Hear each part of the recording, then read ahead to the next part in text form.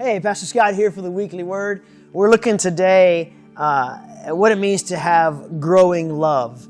That can be a lot of things and be connected in a lot of areas, but we're looking at it relationally as we grow love with other people, where it has to find its basis. So we always keep going back to, at least in this period of time when we're talking right here at the beginning of 2022, of knowing the designer, God, and His design, the way He crafted it to be. So I want to read Ephesians 4, verses 21 through 24, and I highly encourage you to take that whole chapter and read it. Paul writes, and he's writing about how Jesus gifted the church and how we are to live as God's people, and then he gets into specific relationships.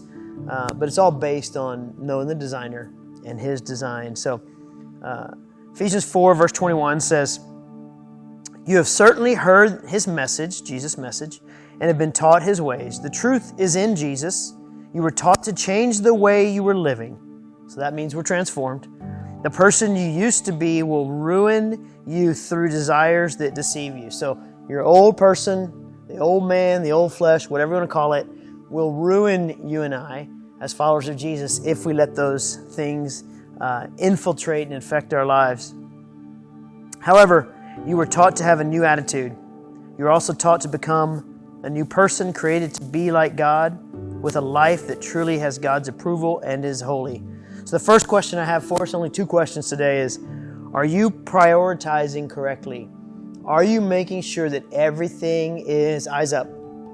Knowing the designer, His design, all about Jesus, based in Jesus, that I'm not looking for others to fulfill needs that I'm not letting Jesus fulfill first. Because if I don't have this fulfilled relationship with Jesus, based in Him, founded on Him, then this new creation He's made, as He saved my life and transformed my heart, it'll go and it'll run to other things that will either be less than or wrong, or will fail me over time, or will just become idols.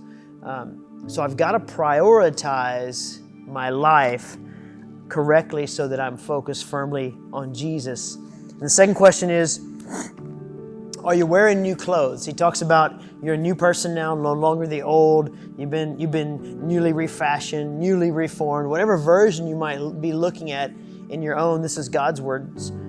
God's word translation here, but we've been given a new set of clothes to go along with our new identity. So are you wearing your new clothes, or are you wearing your old uniform, the old tattered clothes? Are you looking at something and going, well, I kind of like the way that fit into my life, and you're mixing who you are, the old nature and the new nature. Jesus saved you because He loves you. He gave His life because you matter to Him. And then He says, just accept me, and I'll take the lump of clay you are, the lump of clay I certainly was I had so many issues and man, I had so much junk in my life, and He just put that lump of clay on the potter's wheel, and He just refashioned it, and He removed all the junk and all the dirt and all the debris. He worked out all the air pockets and just fashioned me into a new vessel, into what He wanted me to be. So why would I ever want to go back? I want to keep on the new clothes that He's given me. So know the designer. And by that, don't just know Him up here, know Him in here. Let Him infiltrate your heart. And know His design for you, for marriage, for work, for family, for the role that you have in life, and where He calls you to be in community. Know what He has designed for you and from you, and then live that out with others so that they can pour into your life and you can pour into their life. But know the designer, know the design that He has made, prioritize Him, and then keep your new clothes on, because they're the best clothes. Jesus made them just for you.